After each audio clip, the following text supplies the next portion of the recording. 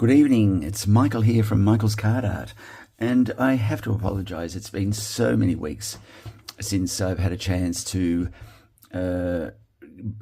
do my next video, and it's just, I've got a couple of things going on. I have to go back into hospital and have a small hernia. Oh, small hernia. It's a hernia operation, and the last time they did it, it didn't go well. And because I'm allergic to one of the muscle relaxants that they use in the anesthetic. And so anyway, that was a little while ago, and it was actually that got me into card craft, because when I came out of hospital, which was supposed to be a quick turnaround, in and out that same afternoon, I was in hospital for 6 days because I had an anaphylactic reaction under the anesthetic, and it added a whole heap of other issues. And anyway, it's taken me this long, 18 months, to get the courage to go back and do it again. But it was that little episode that got me right into card craft, because I had quite a long recovery period. And anyway, so as they say, the rest is history, and I'm thoroughly grateful that the universe decided to give me that experience, because otherwise I may never have discovered card craft. Anyway, enough about me. I'm been looking forward to getting in and doing this video. I have been busy putting up a couple of projects, and the project that we're going to do today, or the video I'm going to do today, was a project that I did. It just kind of fell into place, and I ordered a stamp set from of a retired Stampin' Up stamp set, and it was this one here. I don't know when this even came out, but this was the retired set that I saw on the post, and I thought, oh, I need to get this one.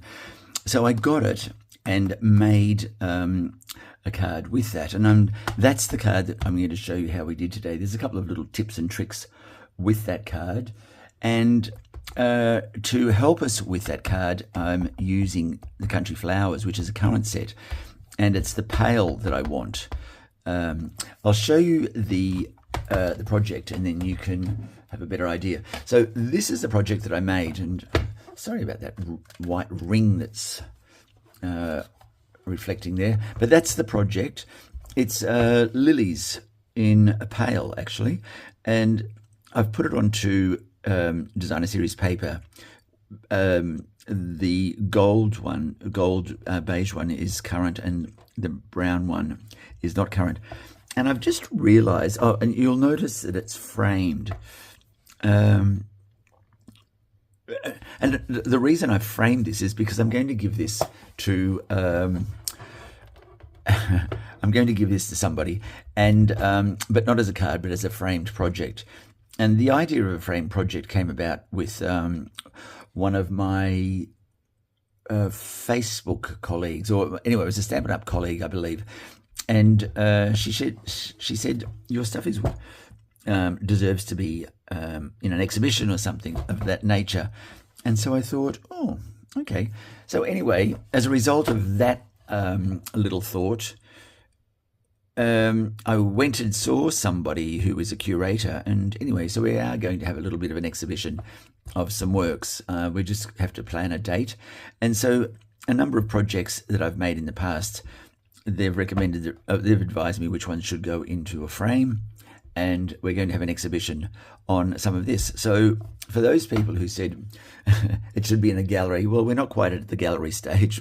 We're just having a little exhibition in a space that lends itself to, I suppose, people who create things to use the walls and as an opportunity to showcase the work that they do. And so this is going to go into that exhibition, but I am going to be sending this one off to a very dear, I'm going to say fan, because this person, yeah, she is a fan, and very dear one. But I've just noticed the butterfly. I need to fix the butterfly. Anyway, so that's what we're going to do the video today, and I'm going to start off and do this in piecemeal. The thing that we're going to do first is the pale. Now you'll notice the pale has got some wear and tear. It's a bit rusty, and you may see there There's a very fine white line down the center. That's where the light is hitting it.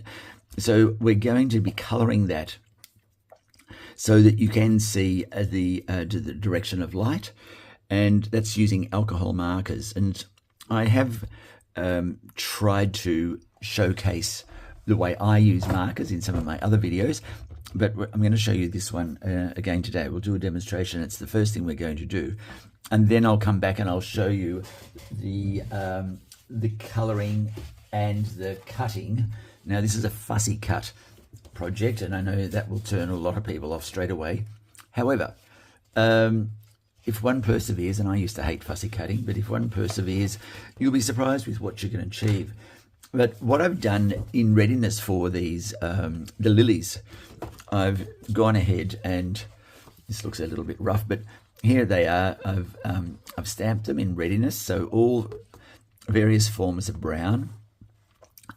Now, and you'll see here we've got things like copper clay. I've got crumb cake, and this is soft suede, and this one is early espresso. So they're all forms of brown tone, if you like. And these are crumb cakes, and these are the additional lily foliage that you'll see here, some of these lighter pieces. So they're in there as well. So it's a lot of browns, and but I've done those in advance, and I'll cut these or fussy cut them in readiness for when we put it all together.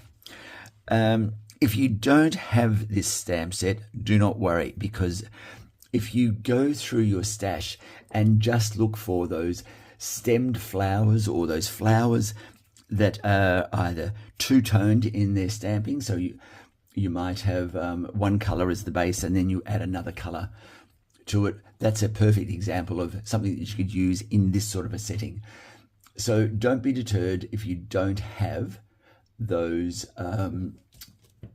if you don't have the lilies as a stamp product. I'm just having a look here. Here's an example of two-toned. You could stamp these and fussy cut them, and then you could color them, or you've got the two-toned stamp set that will allow you to color onto that straight away. So you could do a pale with these as your flowers and foliage. That's one example. There's let me show you this one here.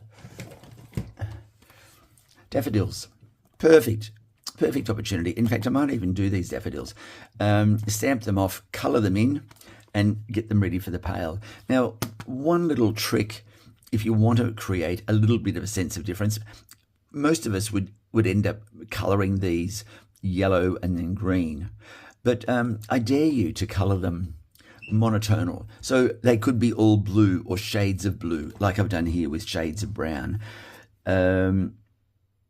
It's just to give you an example of, you don't need lilies, you can use long-stemmed flowers of sorts. And now that I've found this, and I just happened to stumble across it when I was looking up at my collection of stamps and dies, and I thought, oh, daffodils.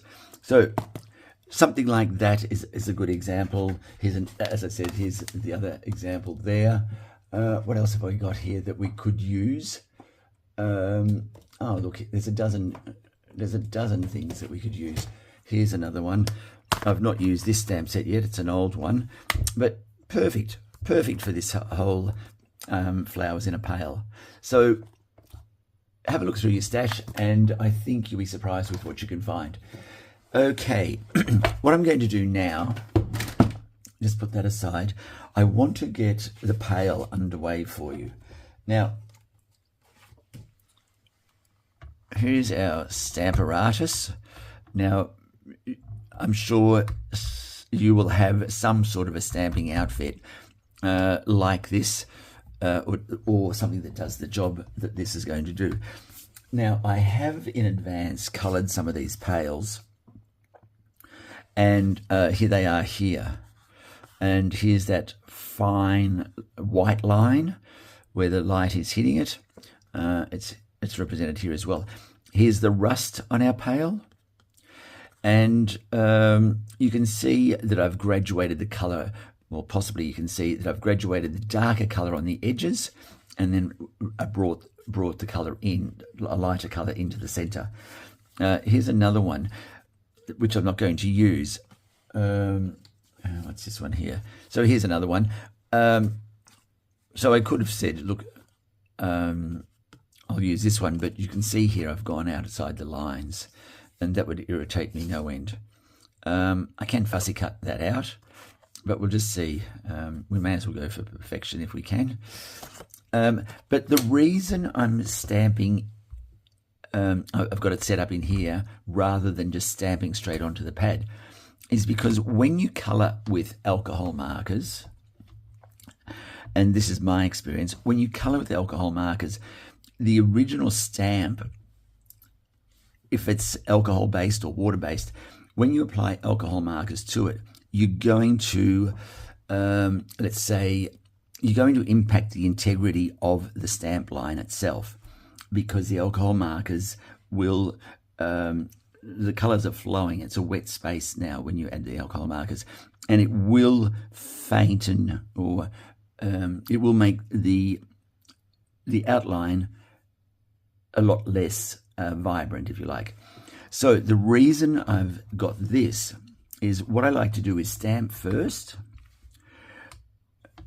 make sure this is well secured down, because you'll see why I say that in a moment.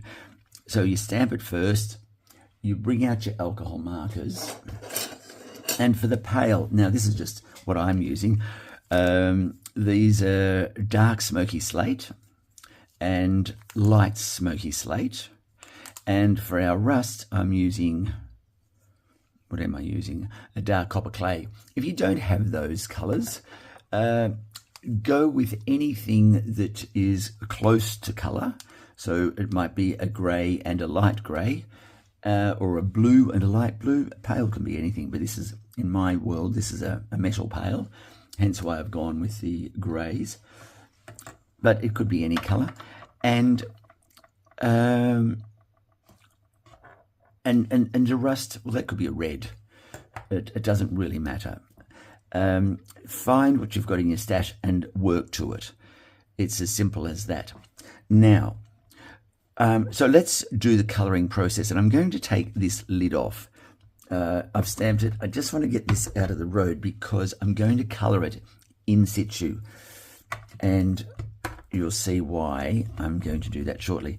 Now, I'm one of those people that when I'm driving and I've got a map, I've got to turn the map to the direction that I'm driving. It's the same with when I'm coloring. My friends say, only girls do that, Michael. Well, do with that what you will. But I'm going to color like I'm holding a map in a car. So I'm going to start with the dark on the edge, and I'm just going to, when you're using alcohol markers, you're going to use a number of different types of strokes. It's not like a pencil, where a coloring in pencil, where we color in like this. That's not how alcohol markers were designed to be used. It's more about the, I suppose, a flicking stroke is what you're after when you're using alcohol markers. And sometimes you don't want your finger to be too close to the point here because you're adding too much pressure. You want something that's sort of back from the point a bit, and you just want to add color without dinting the paper, if you like. It's not like a pencil. Okay, so we're starting with the darker color. I'll start over here, and it's just that little flick. And what I'm trying to do is to get the color as close to the edge as possible without going outside that line.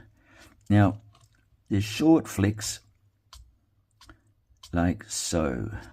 Now, some people, what they will do, and myself included, is I'll draw a line so that I'm not tempted to push outside that area.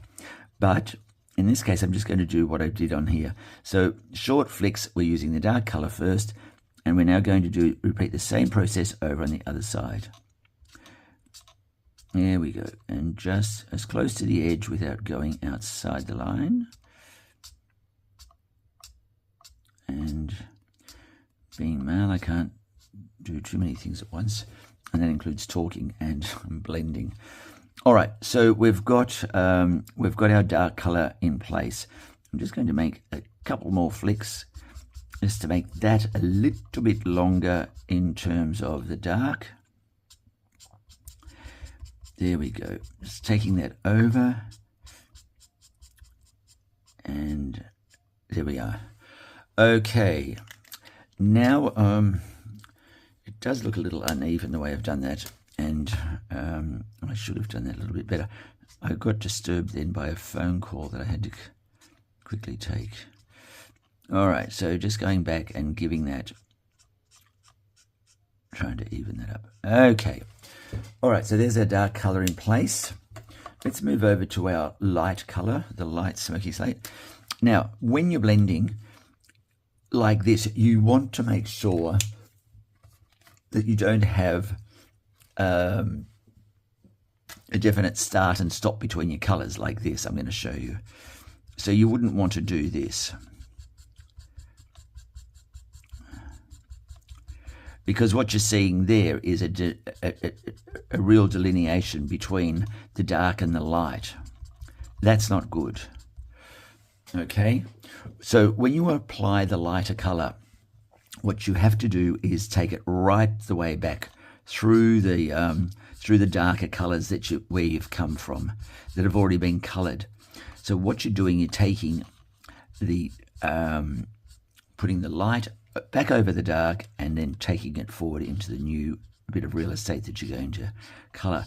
And by doing that, you are then eliminating the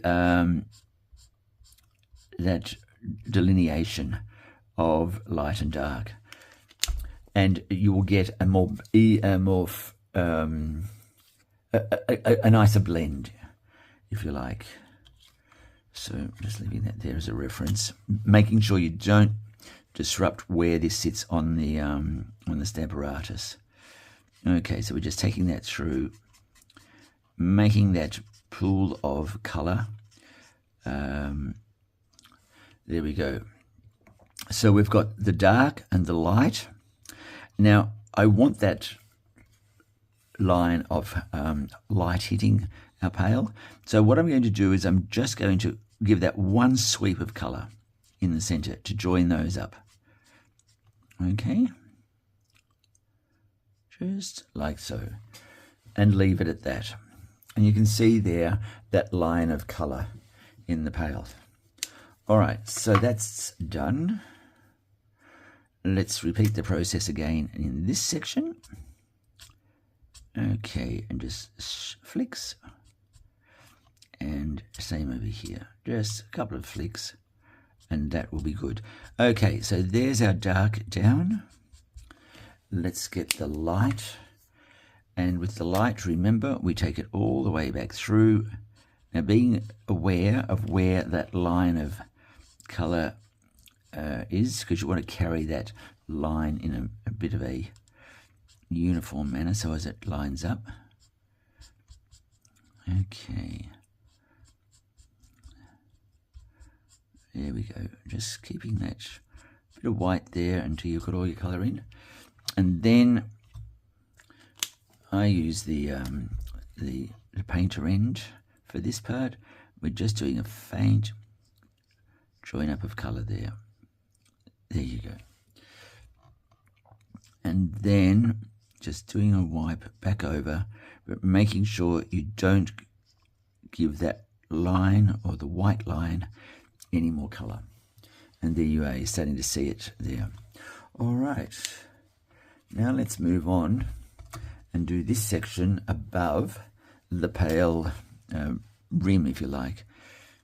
And it's the same process, exactly the same.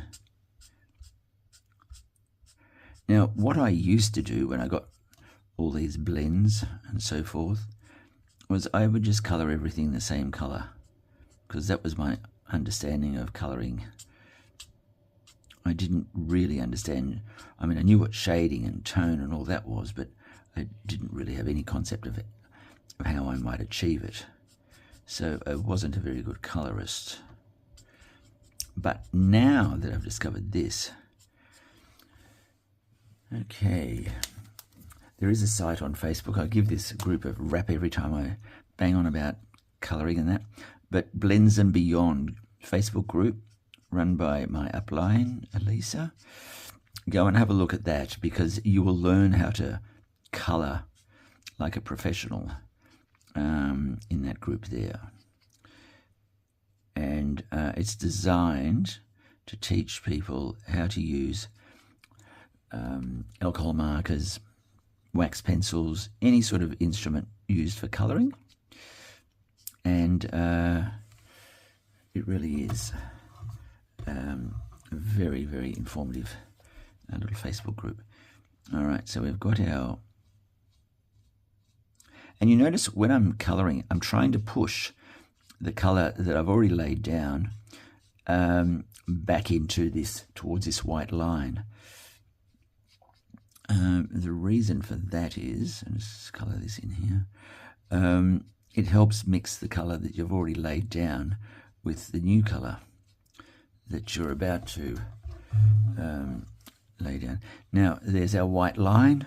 See, it goes all the way through, down there very faintly, but down there nonetheless. I have got the right one. Yes, I do. Okay, so I'm just going to do a sweep, a single sweep of colour there to keep that very light. Be careful I don't do the rim. Now, you can colour the rim. It's just that I've chosen not to. I kind of like that little white bit of space there. All right. I think you can see that now. Okay. It's looking pretty lifelike. Okay, let's get our rust on. And this is as complex as it needs to be.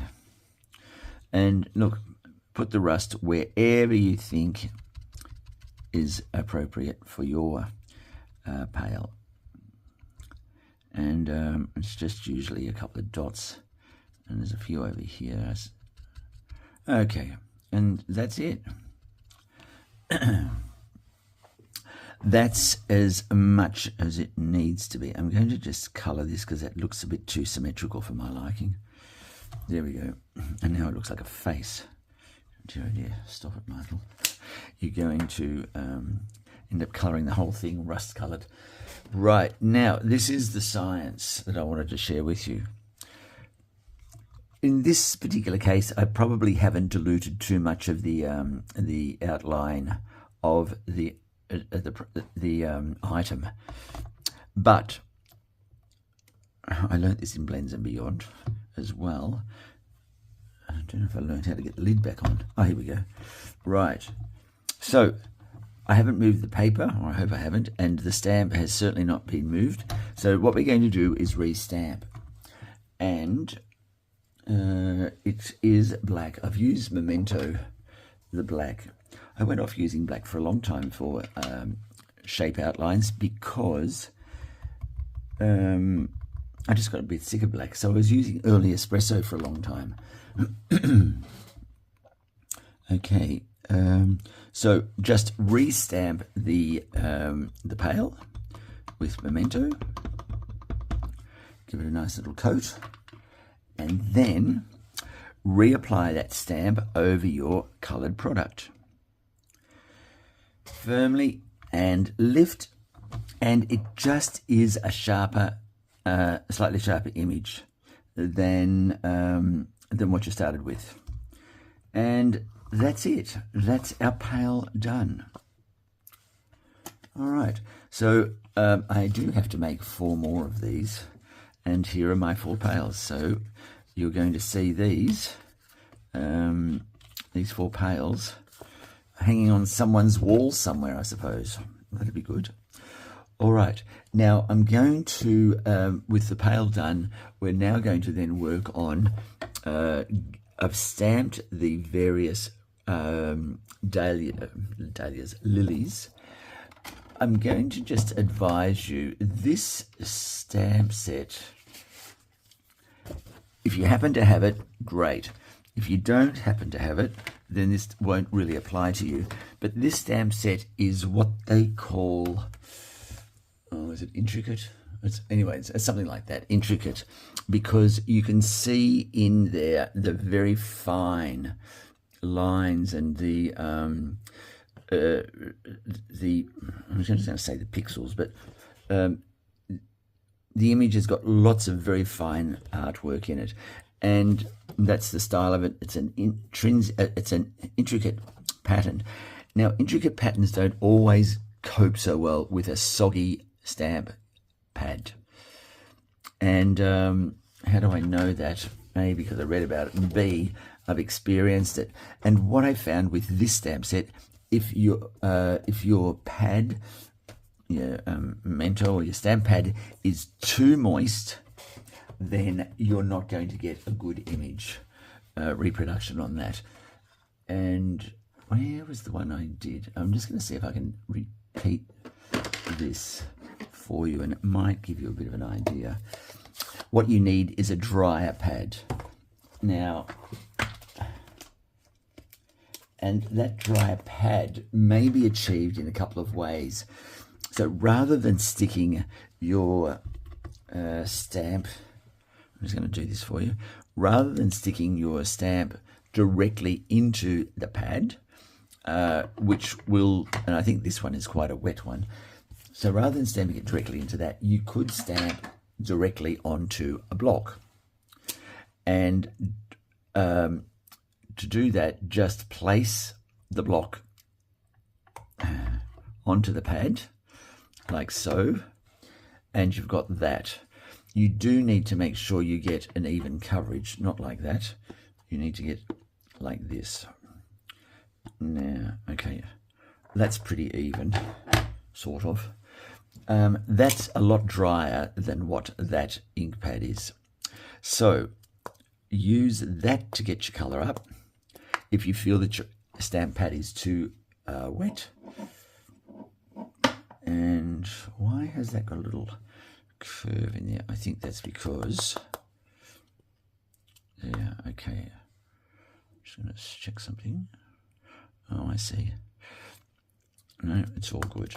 Okay, let's say that is our go-in approach.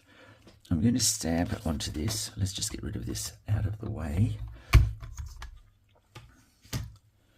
And I'm just going to stamp here.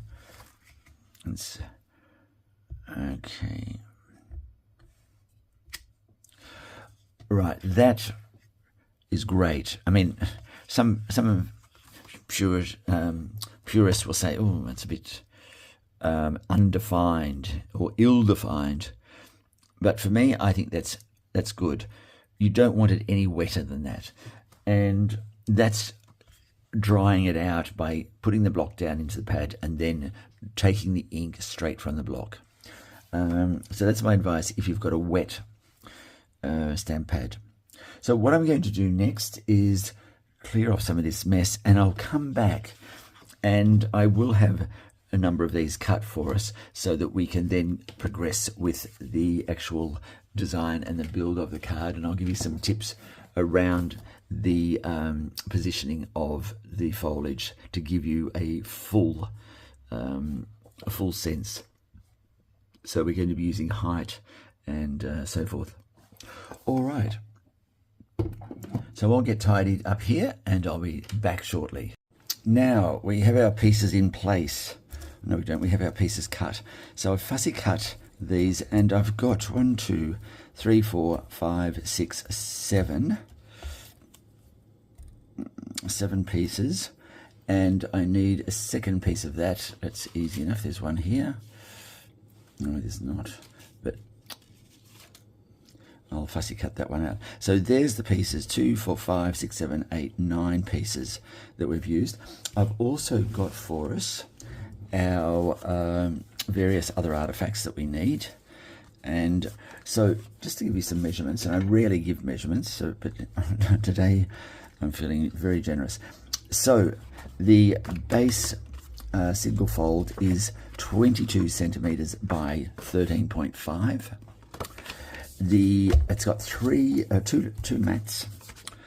Okay, the first one is, that's 10.5 by 13 centimeters there, and this one is 10 by 12.5 centimeters. Okay, and it will go in like that. Now, just a tip on the paper.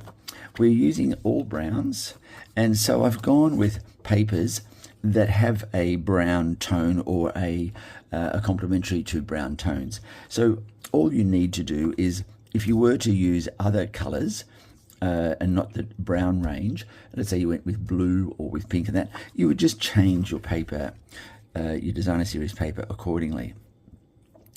And so some examples, if you didn't have these and you don't have a good range of designer series paper, don't worry, because you can make your own designer series paper if you like, or some mats. Now, a couple of good embossing folders would work very well with this. If you were to get some brown paper and just put them through, this is a wood grain embossing folder. Here's one here that has brickwork with some mortar that's been roughly rendered over it. That would be a very good card to have. And here's the same thing, but with some script and some, it's called time-worn text. Here's some florals as an embossing folder. And so the sky's the limit. You might even want to get some gold embossing powder. And what we could do then is, with a blending brush, just create with different types of browns, blend those in, and then get some script and just emboss that script onto this, and then it could be gold with gold embossing powder, and you would have a very nice background to go with these the lilies that we've got here. All right, so there's just a couple of ideas, but what I have decided to do is I'm going to go with these colors. This is from Nature's Sweetness range of designer series paper, and this is the very latest one. And look, I'll find it and I will let you know what that one's called, but that's in the latest catalogue of Stampin' Up. It's a beautiful range of paper with a gold shimmer in there. Anyway, and what I also did, I took the liberty to create another one of these, so we've got it as a reference. You will need some form of dimensionals. Now, whether that's sticky ones like so, but you do need to have those or something that's going to act as a dimensional. Now, let's just bring back these. So I've got this and our pail. Right, now what we're going to do is shape these and put them into place. So there's no real glue required other than the dimensionals, but what we're going to need also is a boning folder, or something that you can shape your card with. Now, see what we're getting? We're getting a curved appearance on this, and what we do, this will act as the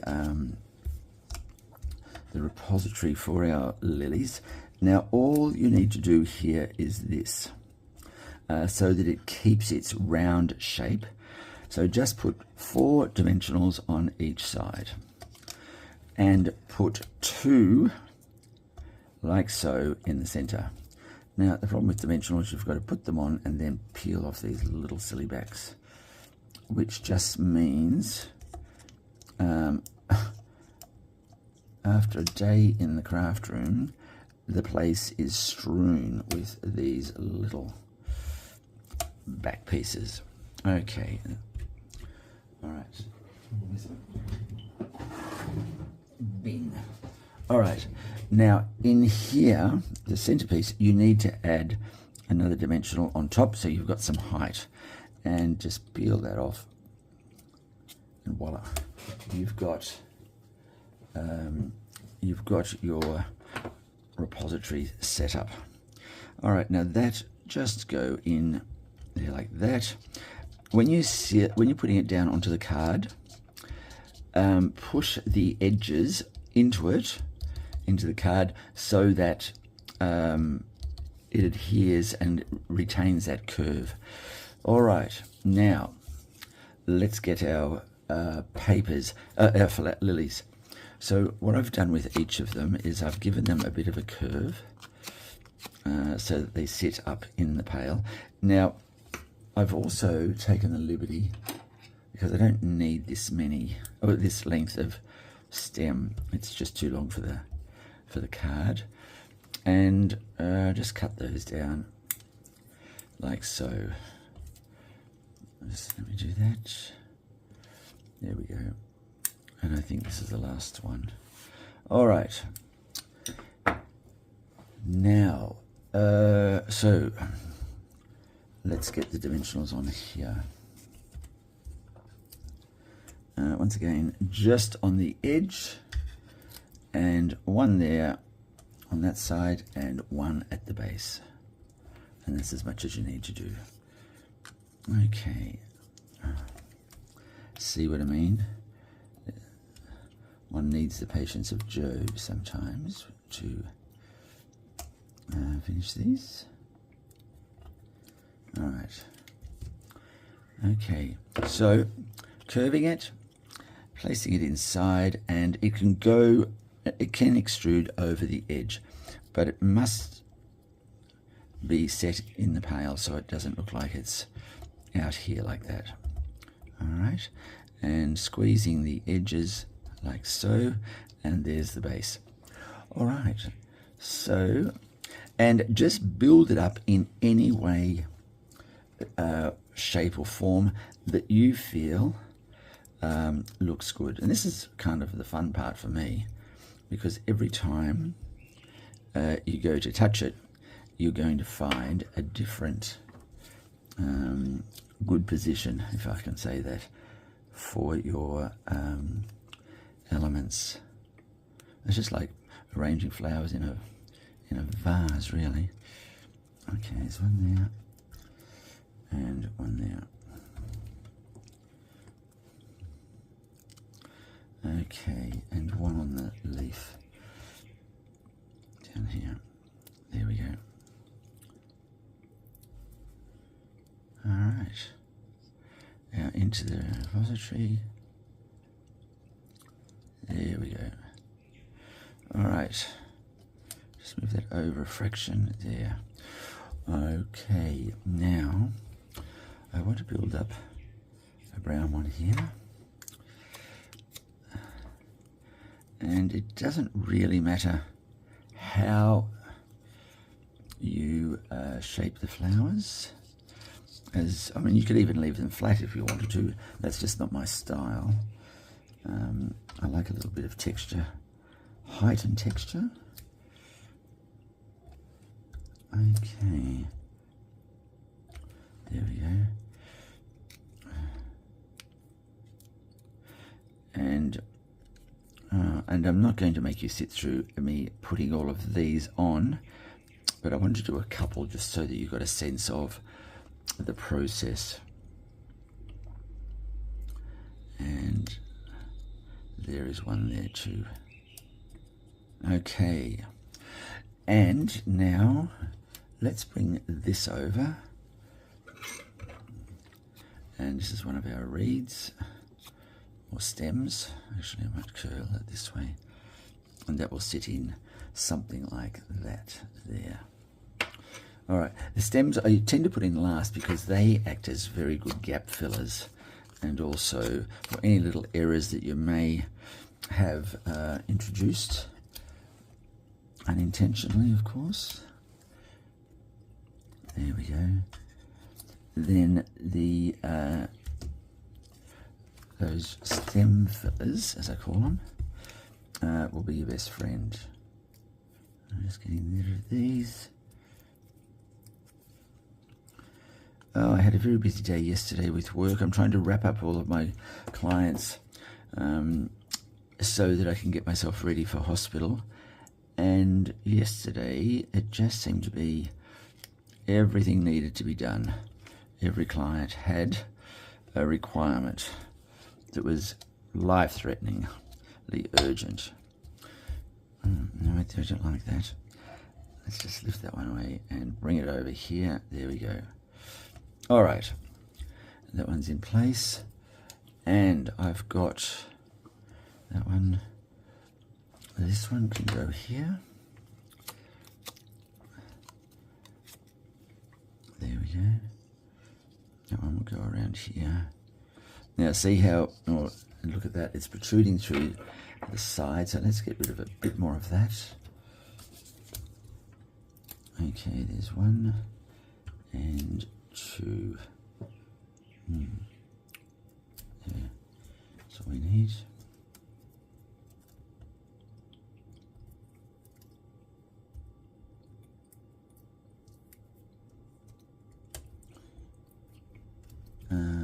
Okay, so yesterday being so busy meant I was way behind with a couple of other important things I had to do around the house myself.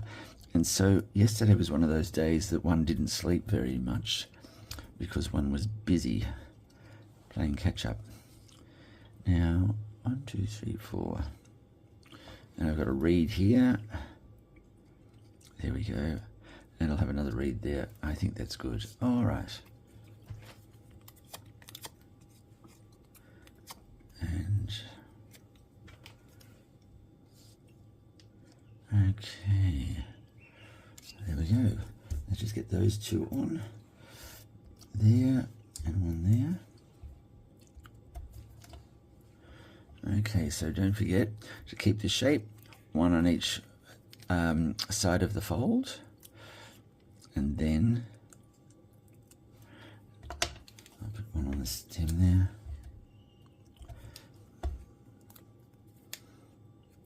Okay.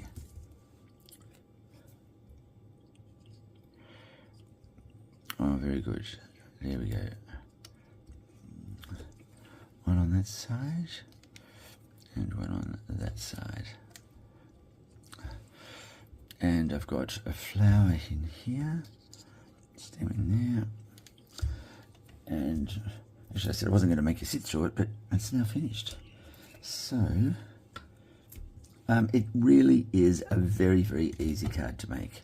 Very easy. And this is not everyone's cup of tea, but a lot of people would look at this and go, oh my goodness, that's so complicated. But as you can see, it's not. And I've just got 1 more to make. I'll put this other frond in here. And I'm just going to fussy cut this one out. There we go. It won't take a second. And you'll notice with fussy cutting, it's just practice. You're not really closing the scissors so much. You're moving the scissors as the paper appears. There we go. Done. And that will go there. No, that's too uniform for my liking. There, 1 like that. Okay. I'll just get that on the edge. Now, you may want to put in some gold thread. And what do I mean by that? Let me show you. Okay, I'll just put this down here.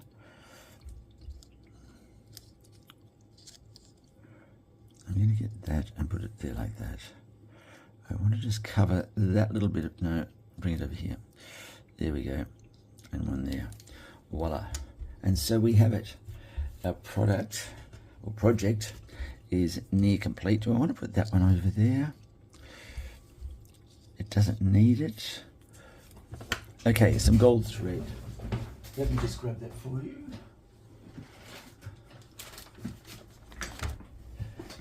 Now, this might be something that you want to explore. And it might just be as simple as this.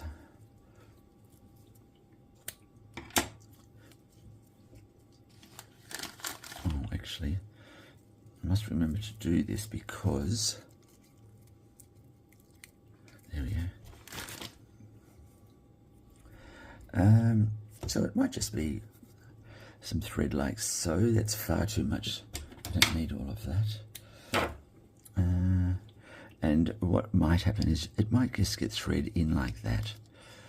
at the back as an example. That hasn't worked at all. Okay, I don't know if I want to use this, but I'm just giving you an example of what you can do.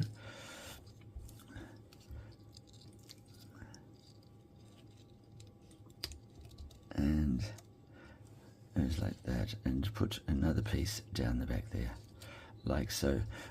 So you could have something like that, or thread it through there like so. It's not working for me this morning, and I don't want to sit there fiddling with it, but there's an example of what you could do.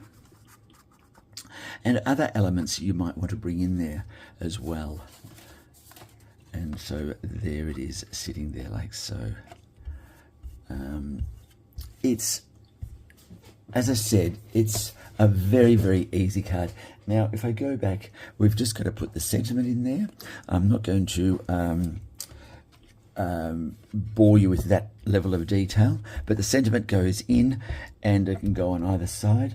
And you might, and what I did with the original one, let me just bring it over, I had a butterfly implanted in there, and the butterfly was the same butterfly die, but I cut it twice using two different types of designer series paper.